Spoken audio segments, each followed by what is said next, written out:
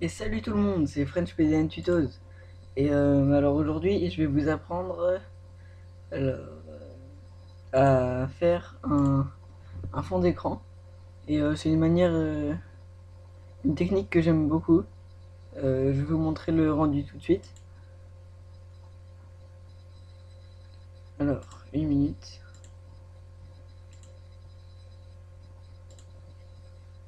Euh, c'est voilà, ça va faire à peu près ça à la fin.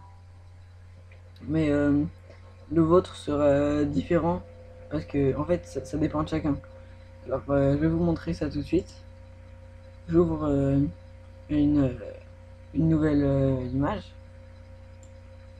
Euh, je vais l'agrandir un peu là, parce que ça me semble petit, 800 sur 600. Je vais, je vais le mettre à 1200. Voilà. Et, ok. Alors voilà. Euh, En même temps, sur ce tutoriel, vous apprendrez à faire des effets de lumière. Comme ben, là, vous voyez, on dirait qu'il y a un spot qui vient de là-haut vers le bas. Je vais vous montrer comment faire ça. Alors, j'ai choisi la couleur bleue parce que j'aime bien le bleu. Donc là, on va aussi le faire en bleu. Je pense que vous pouvez le faire avec d'autres couleurs. J'ai jamais essayé, mais je pense que c'est possible. Alors, la première chose à faire, c'est de remplir l'écran avec la couleur de votre choix et de dupliquer ce calque sur, le plus haut ou le plus bas. On s'en fiche un peu. On va dans Ajustement, Courbe. On baisse la luminosité et je vais la monter.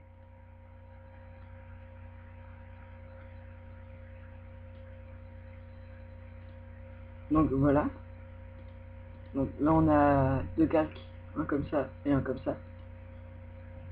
Et, euh, et je vais faire un effet de lumière. Euh, alors voilà, pour faire un effet de lumière, ça là, les petits motifs, on les ajoute après, je vais vous montrer. Je vais prendre l'outil dégradé en transversal, c'est un rond quoi, et je le passe en mode transparence. Je sélectionne le calque du haut. Je vais cliquer droit pour inverser. Voilà. Et je vais placer ça au milieu. Voilà. Et je descends ça comme je veux. Là, c'est pas trop au milieu, donc voilà. Alors voilà, là c'est à peu près comme je voulais. Je vais descendre ça un peu plus. Voilà. Voilà, là c'est bien. Et bon, je vais vous montrer sans l'arrière-plan. Ça fait comme ça. Donc je sais pas si vous comprenez le truc. Voilà, maintenant on va ajouter les motifs.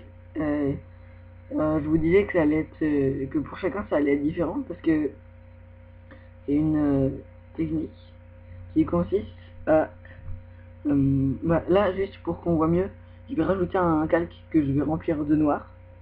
C'est le seul que je vais laisser visible. Voilà, mais je vais le supprimer après. Alors, je vais rajouter un calque. Je prends l'outil texte. Ah. Et je vais prendre une police un peu un peu dans ce genre là.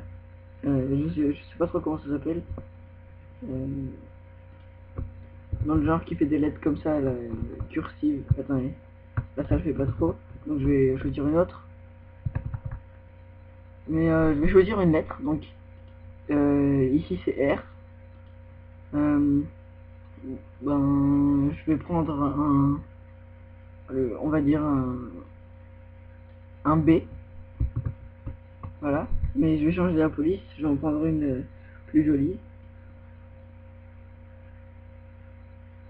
Par contre, il faut que ça soit comme ça, hein, avec des courbes, des fanfreluches. Ah, celle-là a l'air pas mal. Ouais, voilà. Ça a l'air sympa. Et je vais augmenter la police. Oh, 96 c'est peut-être un peu trop. Je vais laisser à 72 en fait. Et là le concept c'est de sélectionner ça. Euh, de, en fait de dupliquer le calque. Là je vais le retourner verticalement. Je sélectionne ça et je vais le coller à celui-là. Voilà. Ensuite, je fusionne les deux calques. Je reduplique ça là, ce que je viens de... le W que je viens de créer. Je le duplique. Ensuite, là on fait la même chose mais horizontalement. Donc ça fait ça. Là encore, je vais prendre ça et le placer... je vais le mettre... je vais le mettre ici, voilà. Et maintenant, je fusionne les deux calques. Donc voilà, là on a notre motif. Et maintenant, il faut faire je sais, ça doit avoir un nom, mais je vois pas du tout comment ça s'appelle. Mais en fait, on va essayer d'en mettre plein à côté, comme ça. Voilà. Par contre, je vais peut-être le rapetissir. Donc je garde Shift appuyé pendant que je fais comme ça. Shift c'est la flèche à gauche de votre clavier. Je fais ça pour que ça garde les proportions. Oui, alors, je sélectionne ça. CTRL C, CTRL V. Je fais copier-coller en fait. Ah non, CTRL X pour couper. En fait, il aurait fallu que je duplique le calque plutôt. Donc, voilà. Voilà, là c'est bien. Je peux fusionner et dupliquer à nouveau. Je refais ça. Bon, vous pensez peut-être que ça va être long, mais au final, ça prend pas plus de 2-3 minutes.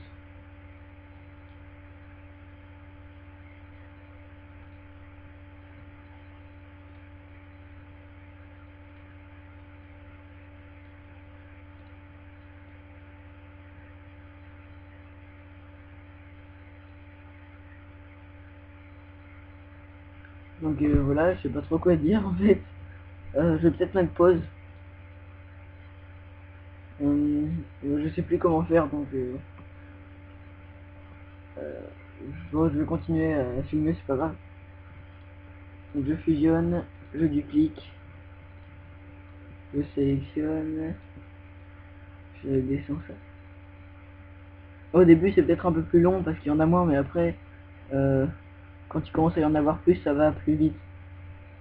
Donc voilà, je fusionne, je duplique, on prend le coup de vent après. Donc ça c'est la partie un peu chiante, j'ai envie de dire. Mais au final, ça donne un très joli rendu. Voilà. Donc on fusionne, on duplique. J'emmène ça ici.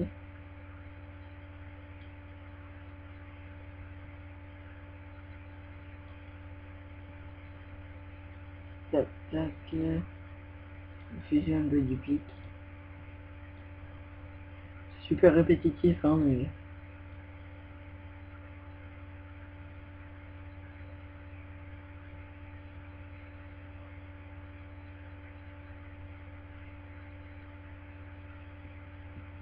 Voilà. Je fusionne, je duplique. Voilà, là ça devrait être le dernier.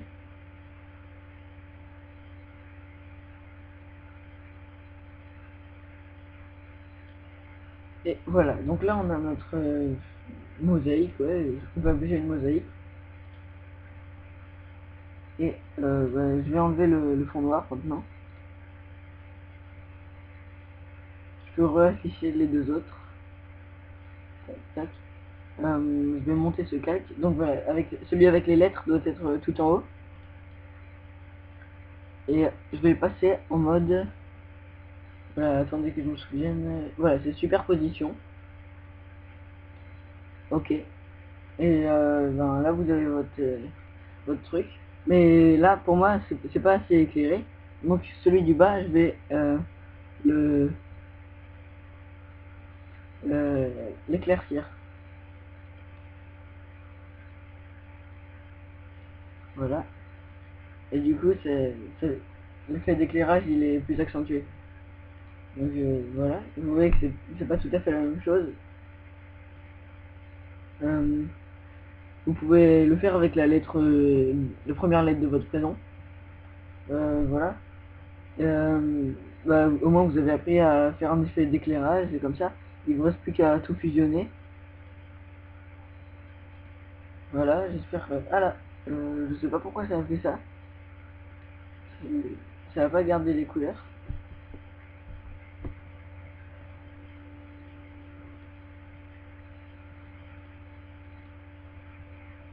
Ah ok, donc fusionner... faut d'abord fusionner le... alors, laisser les lettres d'un côté et fusionner ces deux calques là. Et après, rajouter les lettres. Je sais pas pourquoi, ça doit être un bug ou quelque chose comme ça. Donc voilà, bah, j'espère que vous avez apprécié ce tuto. Euh, à, à une prochaine fois pour un prochain tuto.